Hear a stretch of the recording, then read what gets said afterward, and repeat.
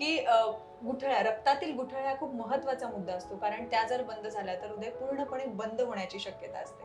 तर शस्त्रक्रियेच्या आधी या गुठळ्या होऊ नये म्हणून तुम्ही काही औषधं देतात का?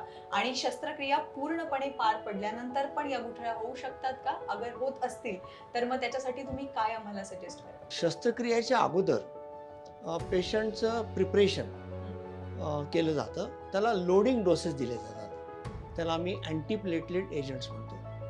त्याच्यामध्ये क्लोपिडोग्रेल किंवा टिकॅग्रोलॉल किंवा प्रासुग्रेल अशी पोटंट औषधं आहेत. ॲस्पिरिन तर असतंच. ॲस्पिरिन तर हे जनमानसांना पण माहीत झालेलं आहे.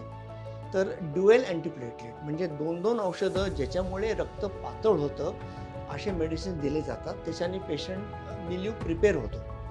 आणि एकदा अँजिओप्लास्टी झाल्यानंतर युज्युअली स्टेंट हा रक्तवाहिनीमध्ये असतो, which is a foreign body.